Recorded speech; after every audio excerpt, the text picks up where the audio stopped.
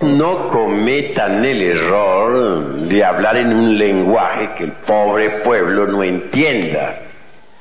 Si tienen ganas de hablar asuntos esotéricos elevados, que lo hagan en el círculo esotérico, que lo hagan en tercera cámara o en segunda, pero no ante el pueblo. Creo que el pueblo merece alguna consideración. Al pueblo se le debe hablar sin términos técnicos de ninguna especie, porque el pueblo no entiende tales términos. Se le debe hablar en un lenguaje muy simple, muy sencillo, al alcance de todos. Nunca se debe usar la tribuna para herir a alguien con la palabra. Jamás se debe tratar de ironizar o satirizar en alguna forma al auditorio, al pueblo, a los fieles. La palabra debe salir del corazón, no de los distintos agregados psíquicos que llevamos dentro. Con profundo dolor me doy cuenta que cuando alguien habla, la palabra sale desgraciadamente, no de las profundidades del ser, sino de entre el fondo de cualquier agregado psíquico inhumano. Si la palabra brotara exclusivamente de la esencia, no habría nada que objetar, sería pura, perfecta. Pero las gentes tienen los agregados psíquicos muy desarrollados. Así es que muchos sacerdotes gnósticos o directores de santuarios en general, cuando se dirigen a la Grey, lo hacen casi siempre con el propósito secreto de lanzar alguna ironía contra alguien, de humillar a alguien, de insultar a alguien, etcétera. Es decir, no nace la palabra de la esencia pura, no brota del ser, surge de entre cada botella, deviene de entre el fondo de algún yo, y por ello no es espontánea, no es pura, no produce un efecto creador.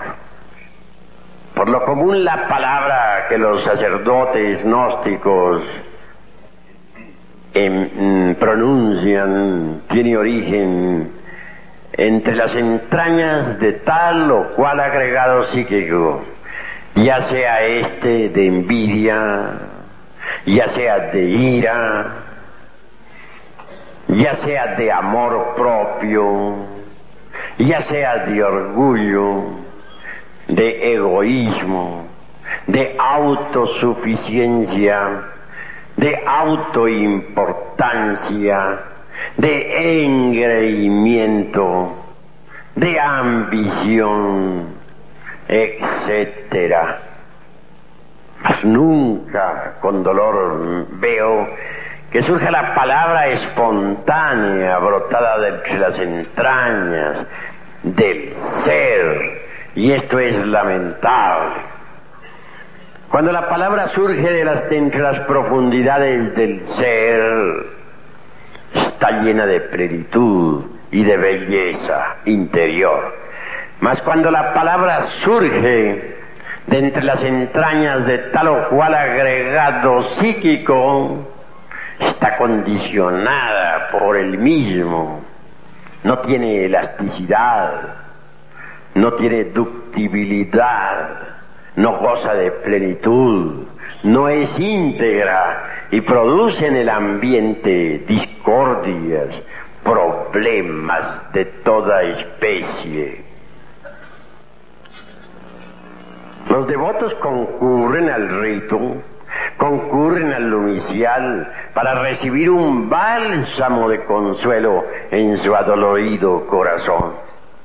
Mas si se le da a los devotos en vez de miel, hiel, ¿qué alivio podrían tener? ¿Cómo haríamos para que progresara el movimiento gnóstico cristiano universal? Si proseguimos con esa conducta, esa tendencia que tienen unos y otros hermanos a reaccionar, me parece horripilante, absurda.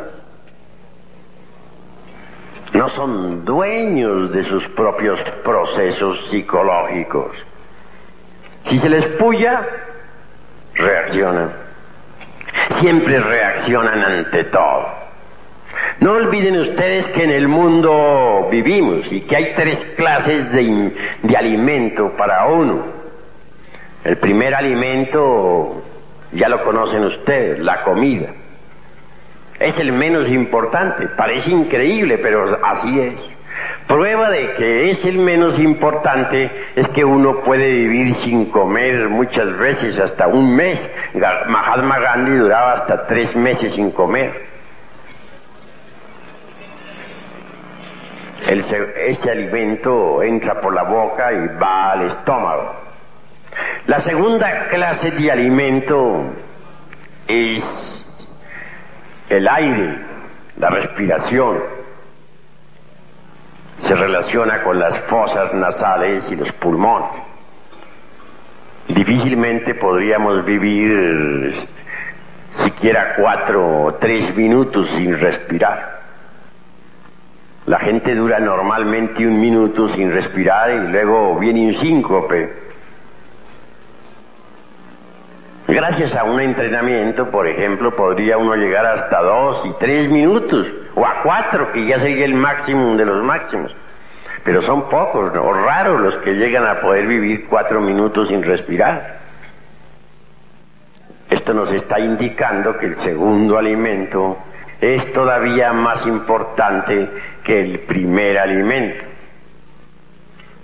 Por último viene el tercer alimento, que es aún más importante. Quiero referirme en forma enfática a las impresiones. Si la comida no lograra impresionar el organismo humano, pues jamás nos alimentaríamos, no funcionaría el óvulo intestinal, el estómago en general, moriríamos. Si el aire no lograra impresionar los pulmones y la sangre, pues de nada serviría el aire. Así, mis queridos hermanos, este tercer alimento es más importante porque nadie podría existir, ni siquiera un solo segundo, sin el alimento de las impresiones.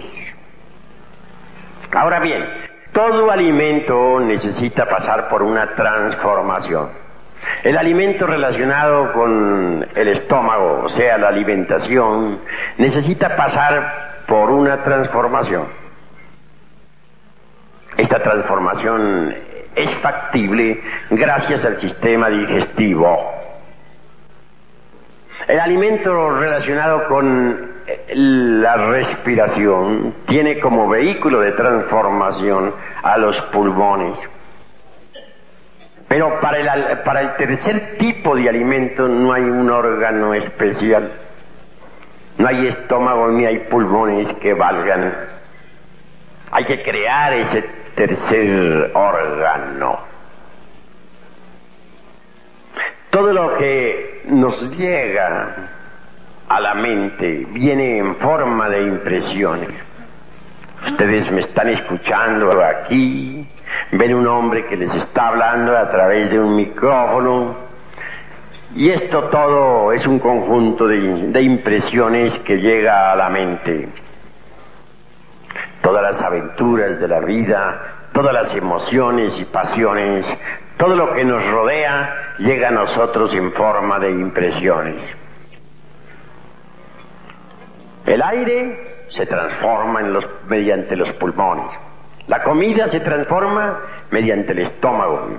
Y aire y comida se convierten en principios vitales para el organismo.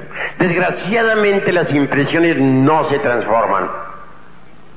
quedan en la mente sin digerir. Las impresiones sin digerir se convierten en nuevos agregados psíquicos, es decir, en nuevos yoes. Y eso es gravísimo. Hay que digerir las impresiones. ¿Cómo? Reflexionemos un poco. Mediante la conciencia superlativa del ser. Normalmente las impresiones llegan a la mente y la mente reacciona sobre las impresiones. Si alguien nos insulta, reaccionamos con ganas de vengarnos. Si alguien nos ofrece una copa de vino, reaccionamos con ganas de beber. Si una persona del sexo opuesto nos tienta, pues sentimos ganas de fornicar. Pero siempre reaccionamos ante los impactos del mundo exterior. Y eso es muy grave. En las asambleas he visto cómo se hieren los hermanos unos a otros. Uno dice una palabra y el que se siente aludido reacciona violentamente diciendo una peor. A veces lo que dice no es demasiado grosero, se vuelve sutil, muy decente y acompañado de una sonrisa, pero en el fondo lleva el veneno espantoso de la reacción violenta. No hay amor entre los hermanos. Se han olvidado de su propio ser y solo viven en el mundo del ego, en el mundo de las reacciones. Cuando uno se olvida de su propio ser, reacciona violentamente. Si uno se olvida de su propio ser en presencia de una botella de vino, resulta borracho. Si uno se olvida de su propio ser en presencia de una persona del sexo opuesto, resulta fornicando. Si uno se olvida de su propio ser interior profundo en presencia de un insultador, resulta insultando. Lo más grave en la vida es olvidarse de sí mismo. Así que es necesario transformar las impresiones, y eso solamente es posible interponiendo entre las diversas vibraciones del mundo exterior y la mente, la propia conciencia.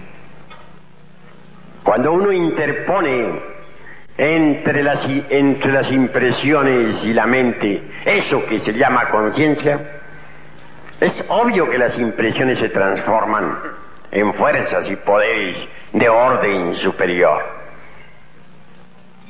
Normalmente las impresiones están constituidas por un hidrógeno muy pesado, el hidrógeno 48. Cuando uno interpone entre las impresiones y la mente la conciencia, el hidrógeno 48 se transforma en 24, que sirve para el alimento del cuerpo astral. A su vez, el excedente del 24 se transforma en hidrógeno 12, que sirve para el alimento del cuerpo mental. Y por último, el hidrógeno 12, el excedente, repito, se transforma en hidrógeno 6, que sirve para el alimento del cuerpo causal. Pero si uno no transforma las impresiones, estas se convierten en nuevos agregados psíquicos, en nuevos yoes. Así que debemos transformar las impresiones mediante la conciencia. Es muy fácil interponer la conciencia entre la mente y las impresiones, entre las impresiones y la mente. Para recibir las impresiones con la conciencia y no con la mente, solo se necesita no olvidarnos de sí mismos en un instante dado. Si alguien en cualquier momento nos está hiriendo con la palabra, no debemos olvidarnos de nuestro propio ser. No debemos permitir que la mente reaccione. No debemos permitir que intervenga el mí mismo, el amor propio, el orgullo. el engreimiento, etc. En esos instantes solo el ser debe estar en nosotros. Debemos estar concentrados en el ser para que sea el ser, la conciencia superlativa del ser, la que reciba las impresiones y las digiera correctamente. Así se evitan esas horripilantes reacciones que todos unos y otros tienen ante los impactos procedentes del mundo exterior. Así se transforman completamente las impresiones, y transformadas esas impresiones en fuerzas superiores nos desarrollan maravillosamente. Amigos, repito, que los sacerdotes no vuelvan a cometer el error de reaccionar violentamente contra el prójimo, que los directores, que los misioneros cancelen de una vez esa horripilante tendencia que tienen a reaccionar. Si alguien dice algo, que lo diga, pero ¿por qué tiene que reaccionar su vecino? Cada cual es libre de decir lo que quiera. En cuanto a mí atañe, afirmo lo que tengo que afirmar. Y si alguien me refuta, si dice lo contrario en una plática dada sobre algún problema que tenemos, me limito a guardar silencio. Ya dije y eso es todo. Es muy simple, muy sencillo, al alcance de todos. Nunca se debe usar la tribuna para herir a alguien con la palabra. Jamás se debe tratar de ironizar o satirizar en alguna forma al auditorio, al pueblo, a los fieles. La palabra debe salir del corazón, no de los distintos agregados psíquicos que llevamos dentro. Con profundo dolor, no cometan el error de hablar en un lenguaje que el pobre pueblo no entienda. Si tienen ganas de hablar asuntos esotéricos elevados, que lo hagan en el círculo esotérico, que lo hagan en tercera cámara o en segunda, pero no ante el pueblo. Creo que el pueblo merece alguna consideración. Al pueblo se le debe hablar sin términos técnicos de ninguna especie, porque el pueblo no entiende tales términos. Se le debe hablar en un lenguaje del ser. Surge de entre cada botella, deviene de entre el fondo de algún yo, y por ello no es espontánea, no es pura, no produce un efecto creador. Por lo común, la palabra que los sacerdotes gnósticos pronuncian tiene origen entre las entrañas de tal o cual agregado psíquico. Ya sea me doy cuenta que cuando alguien habla, la palabra sale desgraciadamente, no de las profundidades del ser, sino de entre el fondo de cualquier agregado psíquico inhumano. Si la palabra brotara exclusivamente de la esencia, no habría nada que objetar, sería pura, perfecta.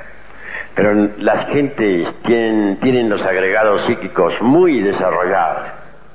Así es que muchos sacerdotes gnósticos o directores de santuarios en general, cuando se dirigen a la Grey, lo hacen casi siempre con el propósito secreto de lanzar alguna ironía contra alguien,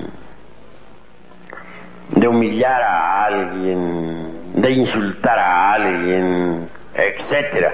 Es decir, no nace la palabra de la esencia pura, no brota de